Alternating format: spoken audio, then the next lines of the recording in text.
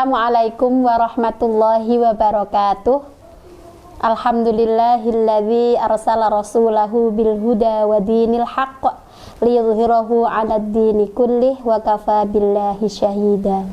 Asyhadu an la ilaha illallah wahdahu la syarikalah wa asyhadu anna Muhammadan abduhu wa rasuluhu la nabiyya ba'dah. Para pemirsa dan sahabat tahfidz Quran tematik, bertemu kembali di program tahfidz Quran tematik dengan tema perempuan-perempuan dalam Al-Quran.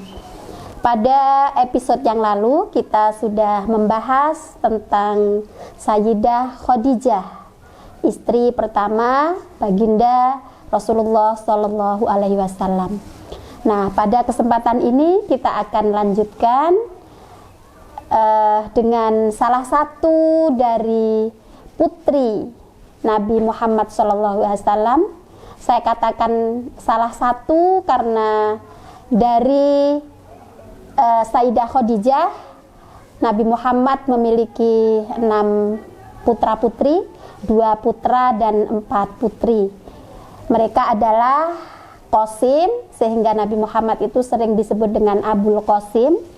Kemudian yang kedua Abdullah, yang ketiga Zainab, keempat Ruqayyah, kelima Ummu Kulsum, dan yang terakhir adalah Fatimah binti Muhammad Shallallahu Alaihi Wasallam. Nah, berkaitan dengan kisah Sayyidah Fatimah dan bagaimana keterkaitannya dengan ayat-ayat Al-Quran, kita akan bahas pada kesempatan ini. Jadi terdapat sebuah kisah ya.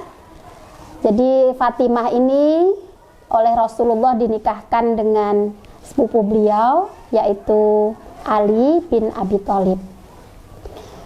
Dari pernikahan itu kemudian Fatimah dan Ali memiliki putra bernama Hasan, Husain, dan Muhsin. Nah, dikisahkan suatu hari Hasan dan Husain ini sakit keras, ya. Anak yang masih kecil itu terserang demam tinggi, kemudian sakit yang agak parah sampai berhari-hari tidak kunjung sembuh. Tentu keluarga Nabi ini merasa sangat sedih melihat keadaan 2 putranya yang sakit ini. Baginda Rasul pun mengunjungi cucu kesayangan beliau, dan tentunya beliau juga merasa sangat iba melihat kondisi kedua cucunya ini. Lalu kemudian Baginda Rasul menyampaikan kepada menantunya, yaitu Ali bin Abi Thalib, "Kenapa kamu tidak coba bernazar? Ya Allah, andaikan 2 putraku ini sembuh dari sakitnya, maka aku akan bernazar puasa 3 hari berturut-turut." Atas saran dan nasihat dari Baginda Rasul itulah kemudian sang menantu melaksanakan sebuah nazar, yaitu berpuasa 3 hari berturut-turut jika putra-putranya sembuh dari sakitnya. Hari demi hari, minggu berganti minggu, alhamdulillah setelah bernazar itu kemudian nampak ceria 2 bocah kecil ini dan kembali sehat, ceria dan periang. Lalu kini giliran keluarga tersebut melakukan nazar mereka, yaitu Ali bin Abi Thalib, kemudian Fatimah sang ibu, dan satu lagi Fiddah, yaitu budak mereka atau pelayan atau pembantu mereka. Nah, kemudian mereka melakukan puasa. Di hari pertama, ketika sudah mendekati adzan maghrib, saat menjelang buka itu, kebetulan keluarga Nabi ini memang keluarga yang sangat bersahaja. Jadi hidup sangat sederhana, bahkan untuk buka puasa pun mereka hanya punya 3 sok gandum, yang itu mereka dapatkan dari meminjam salah seorang Yahudi yang bernama Syam'un. Nah, singkat cerita, ketika di hari pertama mereka hampir menyelesaikan puasanya, puasa nadarnya di hari pertama tadi, menjelang adzan maghrib berkumandang, tiba-tiba ada seorang miskin, tua renta, sangat lemah kondisi tubuhnya, merengek-rengek di hadapan pintu rumah keluarga Sayyidah Fatimah dan Ali bin Abi Thalib. Seorang miskin ini mengatakan, "Tolong berilah aku makan. Sudah beberapa hari ini aku tidak makan." Sebagai seorang keluarga dari baginda Rasulullah SAW, tentu mereka merasa sangat iba melihat kondisi orang miskin atau pengemis tersebut. Padahal mereka sendiri memerlukan makanan yang akan digunakan untuk berbuka keluarga itu. Sekali lagi, karena diiringi rasa iba yang mendalam dari keluarga Nabi tersebut, mereka merelakan makanan yang mereka miliki di hari tersebut untuk diberikan kepada yatim atau pengemis yang tua, renta, dan lemah tersebut. Para pemirsa, ini tidak hanya terjadi di hari pertama ketika keluarga baginda itu melaksanakan puasa. Di hari kedua, demikian pula yang terjadi. Ketika menjelang adzan maghrib seperti di hari pertama, malam menjelang, jadi sudah menjelang maghrib, di saat mereka sudah bersiap-siap untuk berbuka dengan gandum yang sudah diolah oleh Fatimah, ternyata datang lagi seorang yatim yang memperlihatkan kondisinya sangat memprihatinkan, yang menggerakkan hati keluarga tersebut untuk memberikan kembali makanannya kepada anak yatim yang membutuhkan itu. Tidak berhenti di sini. Di hari ketiga, ini pun terjadi seperti yang terjadi di hari pertama dan hari kedua. Namun hari ketiga ini yang datang pada mereka adalah seorang tawanan perang, di mana dia juga sangat memerlukan makanan karena beberapa hari mereka dia seorang tawanan perang ini tidak makan. Dia pun mengatakan kepada keluarga Ali dan Fatimah, "Tolong berikanlah aku makanan karena sudah beberapa hari ini aku tidak makan." Keluarga Nabi adalah keluarga yang luar biasa. Hanya tinggal 1 sok gandum yang mereka miliki, itu pun mereka relakan untuk mereka berikan kepada seorang tawanan perang tersebut.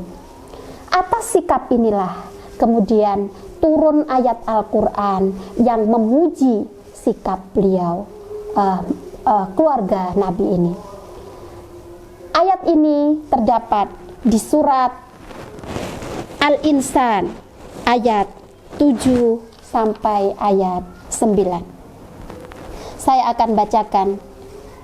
A'udzu billahi minasy syaithanir rajim. Bismillahirrahmanirrahim. Yufuna bin nadhri wa yakhafuna yawman kana syarruhu mustatira wa yut'imuna at-ta'ama ala hubbihi miskinan wa yatiman wa asira. Innama nut'imukum liwajhillah la nuridu minkum jazaa'an syura. Shadaqallahul azim. Mari kita bahas ayat-ayat ini dengan menjelaskan mufradat atau kosakatanya terlebih dahulu. Kata yufuna terambil dari kata aufa yufi. Yufuna dhamirnya adalah hum. Ya, aufa yufi berarti memenuhi. Yufuna maknanya mereka adalah memenuhi. Mereka ini kembali kepada keluarga Rasulullah, yaitu keluarga Fatimah, Ali, dan satu pelayannya yang bernama Fiddah itu tadi. Bin nadri terhadap nazar. Jadi mereka memenuhi atau melaksanakan janji atau nazar mereka. Wa yakhafuna, dan mereka takut. Yauman, akan suatu hari. Kana syarruhu, di mana azabnya, yang mana azabnya mustatira, merata di mana-mana. Kemudian ayat berikutnya, wa yut'imuna, at'ama yut'imu, maknanya adalah memberi makan. Kata ta'amun berarti makanan, at'ama yut'imu itu memberi makan. Ini ada hadis yang cukup populer ya, yang mengatakan bahwa sebagai muslim maka kita hendaklah afsus salam, mengucapkan salam. Kemudian ita'amut ta'am, memberi makan. Kemudian wasilul arham, dan menjalin silaturrahim. Kemudian selanjutnya adalah waqumu billaili wan nasu niyam, bangun di malam hari di saat manusia masih tidur. Nah, ini ada kata wayut aimunat ta'am. Dan keluarga Nabi atau keluarga Ali, Fatimah tadi memberi makan ala hubbihi, atas apa yang mereka cintai, atas apa yang sebetulnya mereka perlukan, tapi mereka dengan kerelaannya memberikan makanan mereka kepada orang lain. Siapakah orang lain itu? Yang pertama miskinan, kepada orang miskin sebagaimana ceritanya di hari pertama, wa yatiman, pada orang yatim di hari kedua yang datang pada keluarga tersebut, dan wa asiron, yang ketiga adalah tawanan atau orang yang ditawan. Nah, mereka memberikan makanan atas apa yang mereka cintai. Mereka memberikan makanan dengan rasa cinta pada miskin, pada yatim, dan pada orang yang ditawan itu.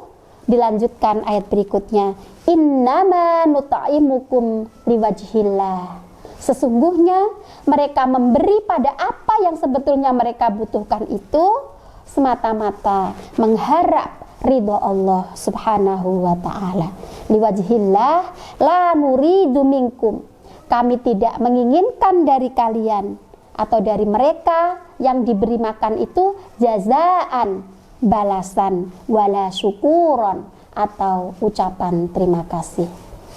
Hadirin rahimakumullah, apa yang hikmah yang bisa kita ambil dari cerita ini? Yang pertama, keluarga Nabi adalah keluarga yang sangat bersahaja, sangat sederhana. Mereka merelakan apa yang mereka miliki, yang tidak banyak dari yang mereka miliki itu mereka relakan untuk diberikan kepada orang lain. Yang kedua, mereka memberi apa yang mereka perlukan kepada orang lain itu bukan semata-mata untuk mendapatkan sanjungan atau mendapatkan balasan atau mendapatkan ucapan terima kasih, tetapi semata-mata mereka memberikan itu didasari rasa ikhlas dan rasa cinta tanpa mengharapkan imbalan ataupun ucapan terima kasih. Dan ini mungkin yang bisa atau perlu menjadi teladan bagi kita semua. Mungkin ini yang bisa saya sampaikan, kurang lebihnya mohon maaf. Assalamualaikum warahmatullahi wabarakatuh.